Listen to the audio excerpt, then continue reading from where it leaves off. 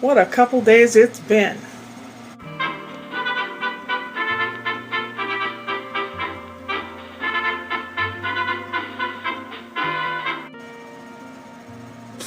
It's so hot in here.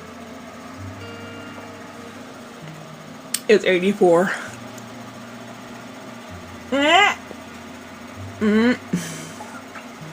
Going off. Hold on, I'll be with you in a moment.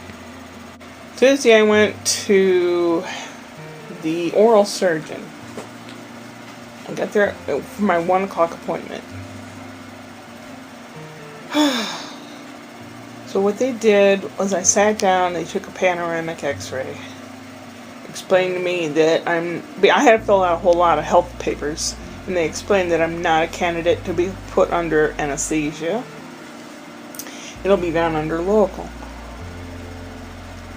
And I kind of chickened out, and then I called Brian and we had a discussion. Brian happened to be home, doing homework and stuff, and he was not real happy, especially with what they were going to charge.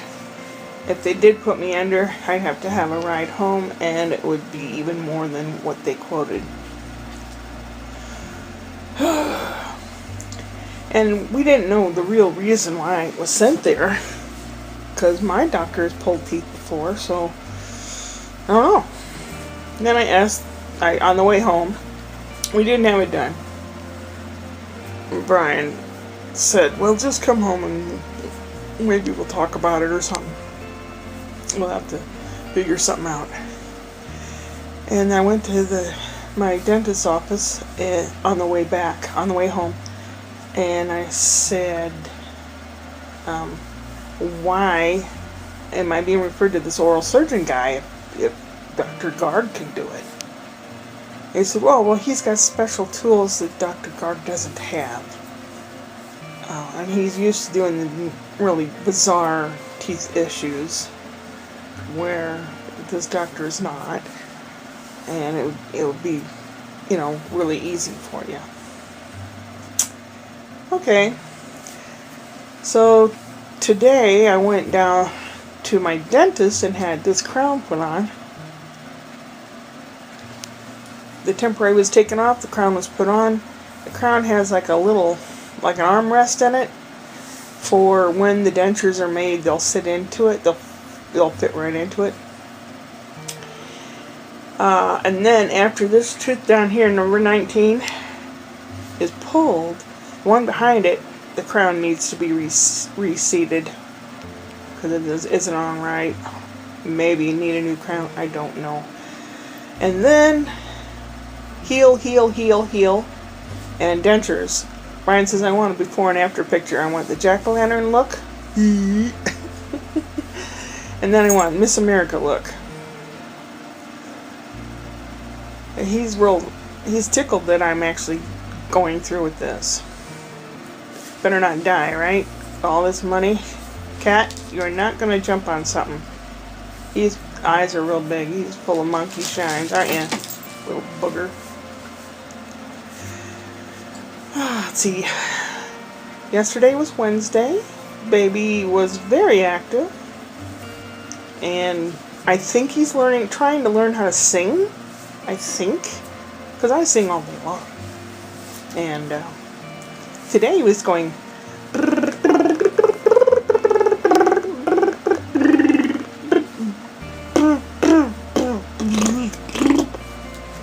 And then, when he didn't get what he wanted right away, his 2 front upper teeth made it through the skin. So now he's got chompers. And I'm sure he wasn't feeling the best. And Mommy gave him something new a couple days ago to eat. It comes in a pouch. It's bison with carrots and sweet potatoes, and it's all mixed together. It looks like some kind of diarrhea when you eat it. It tastes okay. I've tasted it. But he's had potty problems since. We don't know if it's from that or if it's from his teeth or what. And yesterday he had about 5 or 6 poopy diapers. Today we had 4. But he starts fussing. And he goes, So what I did, Brian doesn't like me to do it. Brian was upstairs doing his homework, and I was downstairs watching Spencer, and he'd go, ah. So I went, ah, ah, ah, ah, ah. And then he looked at me like, is this a game? Are you making fun of me? Well, wasn't sure. He was kind of confused. Then on my phone, I have an application for like tuning a guitar or something. It's like a tuning fork. And you can sing a note, and it will tell you where on the scale it is, and whether you're sharp or flat on that note. If you're trying to sing a C, if it's right on, it lights up green. Pretty cool. So he started fussing again, and I put that out next to him, so whatever his sounds were would go into the phone, and it would tell me what letters he sings.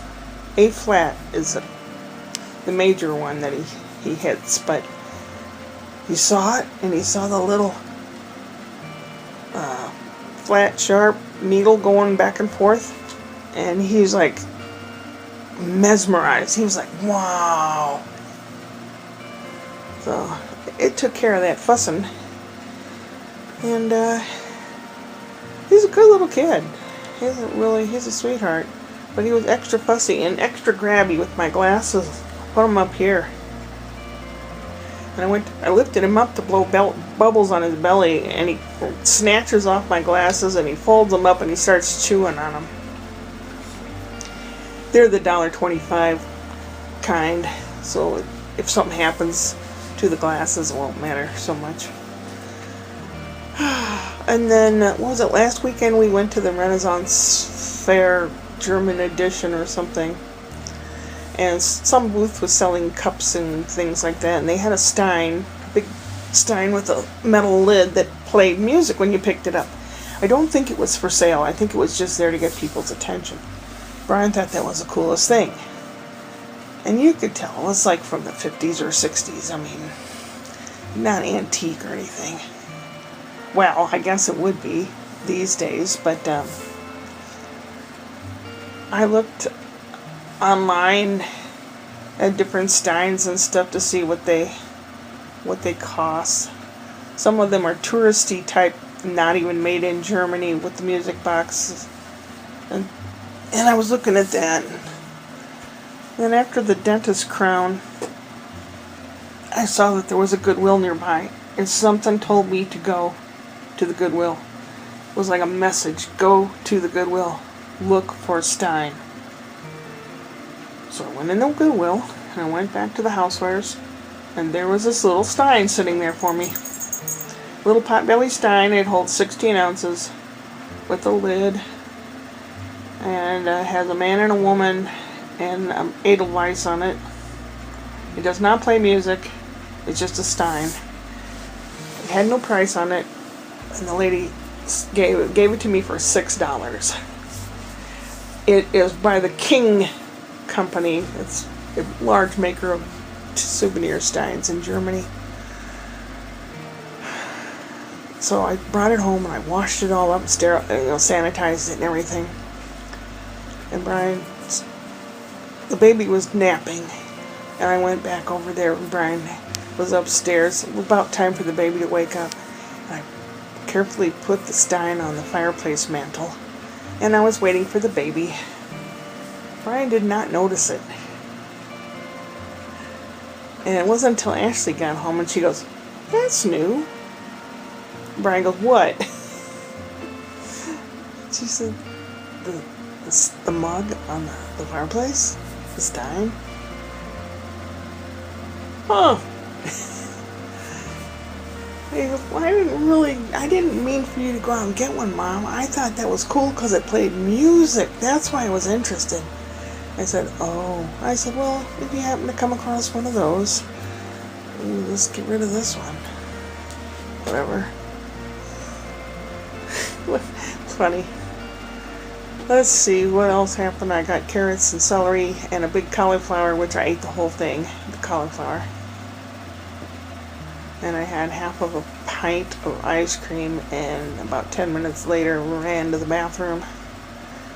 Milk products do that to me. And I'm ready for bed. It's 84 in here. It's kind of hot.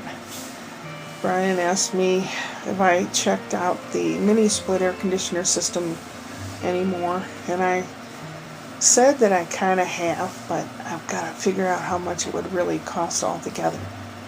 I can probably do most of the installation myself inside, except drilling a hole in the wall and setting it up with the outside unit. I just need to know how much that's going to cost. The cheapest one I could find is $548. It's the mini split for 450 square feet, but I have 326 square feet, so should be just fine. It's one of the smallest ones they have. So gotta find out about that. My car was acting up today. I also called the oral surgeon back because Brian said, let's get the show on the road. I made an appointment for Monday. I thought he said Tuesday, and I said, yeah, that's great. And they said, fine, Monday at 2 o'clock. I'm like, click. And like, what? I know Brian's off Monday. And I also know that they're turning the electricity off in our neighborhood Monday. Again. This is 3 times this month. I'm tired of it, and it's not the excuse that they're giving people that it's easing the grid system. It's not. A lot of people around here, almost all the houses have solar power, so if there was something, I don't know what you can use or how you use the solar power, or if you can switch to it, I don't know, but it's going to be like 94, 95 degrees on Monday. And then, if you just buy groceries, like a lot of people go on Saturday morning and buy groceries or something, you're going to have all those groceries go bad. Especially popsicles. I don't know. Oh.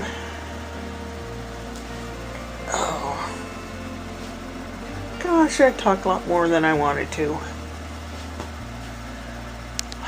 Tomorrow's Friday, then Saturday, then Sunday. Brian works tomorrow and Saturday, 12-hour shifts. And Sunday, Ashley's Uncle Dan is in town from Arizona and wants to go out to dinner with them. I don't think that includes me. I don't care. It doesn't matter to me. And does it include Baby, or do I get to watch Baby, or what? I don't know. It doesn't matter to me either. But Brian, and then he's supposed to meet up with some of his friends out here for something. A pool party or something. So the next 3-4 days, he's absolutely swamped with obligations. I feel so bad for him. I feel so terrible about it. I just wish there was something I could do. My car's acting up. Was switching gears on me while I was driving. And we like downshift and then upshift, and like, what the hell's going on? Oh, golly Moses. Well, almost 9 o'clock. Gonna let you go now. Yay! Hooray! I'll catch you later. Upward and onward.